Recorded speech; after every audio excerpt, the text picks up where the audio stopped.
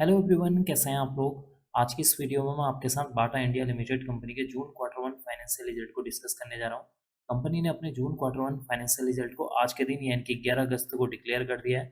अगर मैं आपको शॉर्ट में इस रिजल्ट को बताऊं तो इस क्वार्टर का जो रिजल्ट है थोड़ा निराशाजनक देखने को मिल रहा है, क्योंकि कंपनी की जो सेल्स है उसमें अराउंड 0.31% की गिरावट देखने को मिल रही है और कंपनी का जो मुनाफा है यानी कि नेट प्रॉफिट में 70% तक की गिरावट देखने को मिल रही है, जो कि इसके लिए एक और नेगेटिव पॉइंट है।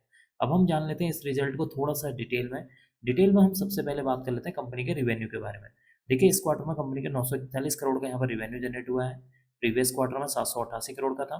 प्रीवियस ईयर में देखेंगे तो 944 करोड़ का यहाँ पर रिवेन्यू देखने को मिला था। इसका मतलब कि जब आप कंपनी के रिवेन्यू को year on year wise compare करते हैं तो कंपनी की जो रिवेन्यू है उसमें अराउंड 0.31% की गिरावट देखने को मिल रही है, जो कि इसके लिए एक निगेटिव पॉइंट है। बात कर लेते हैं कंपनी के अदर इनकम के बारे में। देखिए, इस क्वार्टर में कंपनी की 16 करोड़ की अदर इनकम हुई है। प्रीवियस क्वार्टर में 22 करोड़। प्रीवियस ईयर में देखेंगे तो 16 करोड़ की यहाँ पर अदर इनकम देखने को मिली हुई है। इसका मतलब कि इस क्वार्टर में कंपनी की जो अदर इनकम है वो यहाँ पर सिमिलर देखने को मिल रही है। अब हम बात कर लेते हैं कंपनी के टोटल एक्सपेंसेस यानी कि खर्चों के बारे में। देखिए, इस क्वार्टर में कंपनी के 883 करोड़ के खर्चे हैं। प्रीवियस क्वार्टर में 748 करोड़।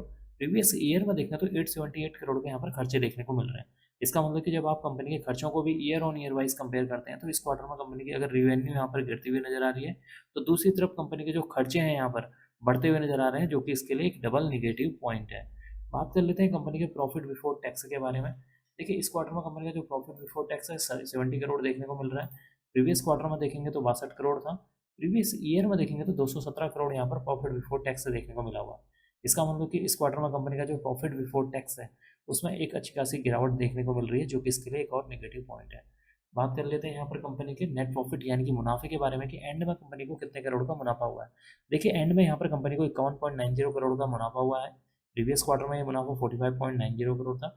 प्रीवियस ईयर में देखेंगे तो 174 करोड़ का यहाँ पर मुनाफा देखने को मिला था। इसका मतलब कि जब आप कंपनी के मुनाफे को year on year wise compare करते हैं तो इस क्वार्टर में कंपनी का जो मुनाफा है उसमें भी एक अच्छी खासी गिरावट देखने को मिल रही है। परसेंटेज वाइज देखेंगे तो कंपनी के मुनाफे में अराउंड 70% की गिरावट देखने को मिल रही है, जो कि इसके लिए एक निगेटिव पॉइंट है। एंड में हम डिस्कस कर लेते हैं कंपनी के ईपीएस यानी कि अर्निंग पर शेयर के बारे में। देखिए, इस क्वार्टर में कंपनी का जो ईपीएस है 4 रुपये 5 पैसे है। प्रीवियस क्वार्टर में 3 रुपये 57 पैसे था। प्रीवियस ईयर में देखेंगे तो 13 रुपये 54 पैसे देखने को मिला हुआ है। इसका मतलब कि इस क्वार्टर में कंपनी का जो ईपीएस है उसमें भी एक अच्छी खासी गिरावट देखने को मिल रही है, जो कि इसके लिए एक और निगेटिव पॉइंट है। तो कुल मिलाकर देखा जाए इस क्वार्टर में कंपनी का जो रिजल्ट है निराशाजनक देखने को मिला हुआ है, क्योंकि कंपनी की यहाँ पर जो सेल्स है उसमें अराउंड 0.317% की गिरावट देखने को मिल रही है। कंपनी का जो प्रॉफिट बिफोर टैक्स है उसमें भी एक अच्छी खासी गिरावट देखने को मिल रही है। कंपनी का जो मुनाफा है उसमें अराउंड जो है 70% की गिरावट देखने को मिल रही है।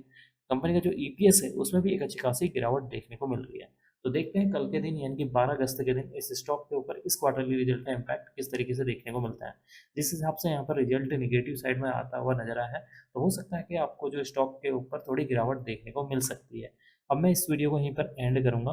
उम्मीद करता हूँ कि आपको यह वीडियो पसंद आई होगी। अगर आपको यह वीडियो पसंद आई तो please like share and subscribe करना ना भूलें। Thank you.